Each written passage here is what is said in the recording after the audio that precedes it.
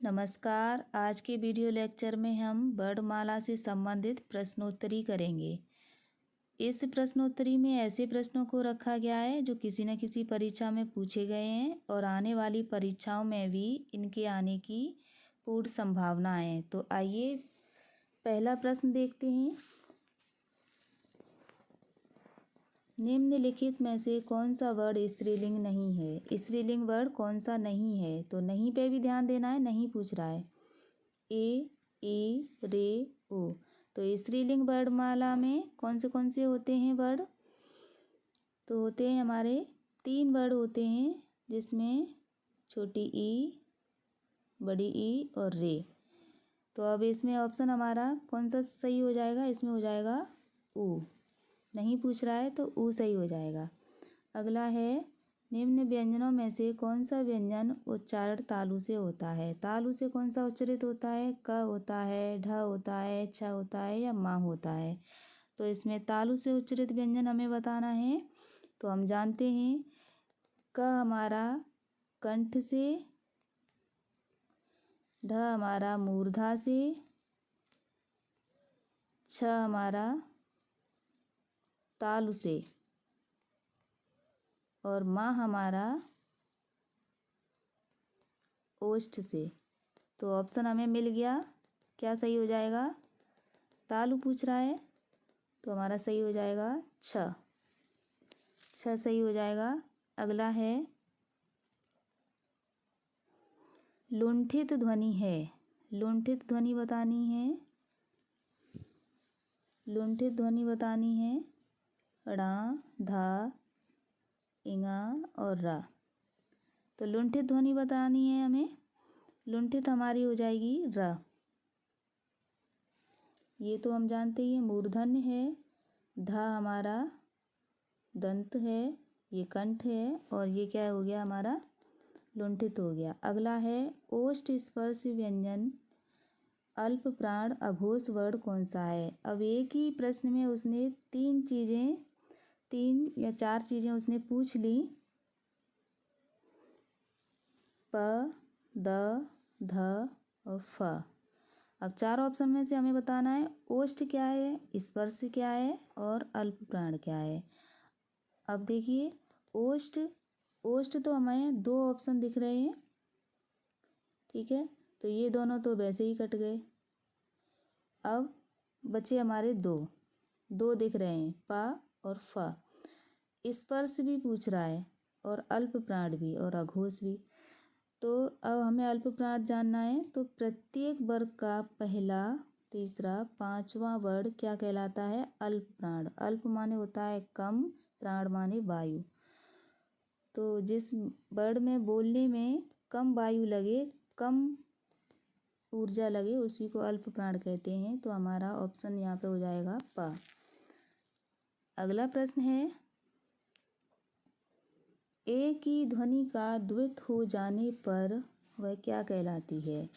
संपृक्त ध्वनि, द्वित ध्वनि, संयुक्त ध्वनि या युग्मक ध्वनि। तो ए की ध्वनि का द्वित हो जाने पर, यानी कि ए की ध्वनि 2 बार आ जाए किसी शब्द में, तो वो युग्मक कहलाएगा।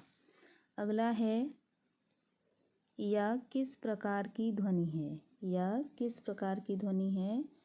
तो ये तालव्य है या कंठ है, दंतोष्ठ है या कंठ है। तो हमें बताना है यह किस प्रकार की ध्वनि है। तो यह हमारा तालव्य है और ये अंतस्थ भी कहलाता है यह।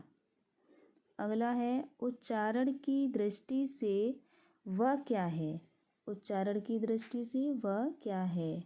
ओष्ठ है, कंठ तालव्य है, दंतोष्ठ है, कंठ है। क्या है वह? तो वह हमारा दंतोष्ठ है। अगला है, हिंदी वर्णमाला में स्वरों की संख्या कितनी है? साधारण प्रश्न है ये। तो हिंदी वर्णमाला में 11 स्वर होते हैं। अगला है, ऐ के उच्चारण में खाली जगह और किसकी सहायता ली जाती है? अब हमें 4 ऑप्शन में से देखना है, इसमें क्या भरा जाएगा, क्या ठीक होगा? दंतोष्ठ, कंठ तालु, छंद तालु, इचुसाना। अब देखिए 4 ऑप्शन है। ये 2 तो वैसे ही कट गए, ये सही नहीं दिख रहे। छंद तालु तो कभी पढ़ा ही नहीं। तो इसमें दंत ओष्ठ होगा या कंठ तालु होगा। तो हम जानते हैं तो ऐ का जो निर्माण हुआ है वो आ और ई से हुआ है। तो अब इसमें कौन सा हो जाएगा, आ हमारा कंठ से और ई हमारा तालु से बोला जाता है, तो इसमें क्या हो जाएगा, कंठ तालु। अगला है च वर्ग की ध्वनियाँ किस वर्ग में आती हैं। च किस में आता है, दंत में आता है, कंठ में आता है या तालु में आता है, या इनमें से कोई नहीं। तो च वर्ग हम जानते हैं तालु से उच्चारित होता है। अगला प्रश्न है वर्णमाला का कौन सा अक्षर पुल्लिंग नहीं है। वर्णमाला का कौन सा अक्षर पुल्लिंग नहीं है। जैसा कि इस प्रकार का प्रश्न हमने ऊपर भी किया है अभी, वर्णमाला का कौन सा अक्षर पुल्लिंग नहीं है। तो अ, प या च, ट, ज, अ या ई। तो पुल्लिंग नहीं पूछ रहा है तो यानी कि क्या होगा, स्त्रीलिंग होगा। तो स्त्रीलिंग वर्ण कौन से हैं वर्णमाला में, 3 हैं जो हमने अभी बताए थे। तो इसमें ऑप्शन के हिसाब से क्या हो जाएगा, ई। पुल्लिंग नहीं है, स्त्रीलिंग है। अगला, इन वर्णों का उच्चारण स्वतंत्र होता है उनको क्या कहते हैं। स्वतंत्र उच्चारण होने वाले वर्णों को हम क्या कहते हैं, व्यंजन, व्याकरण, बोली या स्वर। तो सब जानते हैं स्वतंत्र उच्चारित होते हैं उनको हम स्वर कहते हैं। अगला प्रश्न, ढ वर्ण का उच्चारण स्थान है। ढ किस वर्ग में आएगा। तो ये हम जानते हैं ट वर्ग का है, तो ये इसका उच्चारण स्थान क्या हो जाएगा, ट वर्ग हो जाएगा, या ट वर्ग का दूसरा, या ट वर्ग का चौथा, या ट वर्ग का तीसरा। तो ऑप्शन हमारा क्या हो जाएगा, ट वर्ग का चौथा। अगला प्रश्न, लिपि चिन्हों के क्रमबद्ध समूह को क्या कहते हैं। लिपि चिन्हों के क्रमबद्ध समूह को हम क्या कहते हैं, वर्ण समूह कहते हैं, या वर्णमाला कहते हैं, अक्षर कहते हैं, या वर्ण कहते हैं। क्या कहते हैं, जब क्रमबद्ध शब्द आ जाए तो वहाँ पे हमारा क्या बन जाएगा, वर्णमाला बन जाएगा। वर्णमाला क्रमबद्ध समूह होता है, चिन्हों का क्रमबद्ध समूह, लिपि चिन्हों का क्रमबद्ध समूह ही क्या कहलाता है, वर्णमाला कहलाता है। अगला प्रश्न है, हिंदी भाषा में ह्रस्व स्वरों की संख्या कितनी है। 2 है, 7 है, 11 है, 4 है। तो ह्रस्व स्वर कौन कौन से होते हैं हिंदी वर्णमाला में, अ, ई, उ, रे। तो 4 होते हैं, 4 होते हैं। तो ऑप्शन हमारा क्या हो जाएगा, 4 हो जाएगा। और दीर्घ स्वरों की संख्या कितनी होती है, 7 होती है। तो इसमें ऑप्शन हमारा हो जाएगा सही 4, ह्रस्व स्वर पूछा है। अगला प्रश्न है, ऐसी कौन सी 2 मात्राएं हैं जिनका प्रयोग तो किया जाता है किंतु उनका समावेश स्वरों में नहीं किया जाता। ऑप्शन है रे, उ, अनुस्वार विसर्ग, आ, ई, अंग है भी बोलते हैं इसको, या इनमें से कोई नहीं। तो इसमें ऑप्शन हमारा हमने पढ़ा होगा अयोग वा। अयोग वा कौन कौन से होते हैं, अनुस्वार और विसर्ग, जो ना तो स्वरों में जोड़े गए हैं और ना ही व्यंजनों में, लेकिन जिसको ज़रूरत होती है ये उन्हीं के साथ लग जाते हैं। यानी कि प्रयोग दोनों के साथ किए जाते हैं लेकिन जोड़ा नहीं गया है। अगला प्रश्न है, उच्चारण की दृष्टि से संबल ध्वनि का कौन सा वर्गीकरण है। ये संबल शब्द है उसका हमें बताना है। ऑप्शन के हिसाब से संयुक्त ध्वनि है, या युग्मन, या संपृक्त, या इनमें से सभी। तो ऑप्शन हमारा इसमें सही हो जाएगा, संपृक्त ध्वनि है संबल शब्द। अगला है, किसी स्वर के उच्चारण में दीर्घ स्वर से भी अधिक समय लगता है।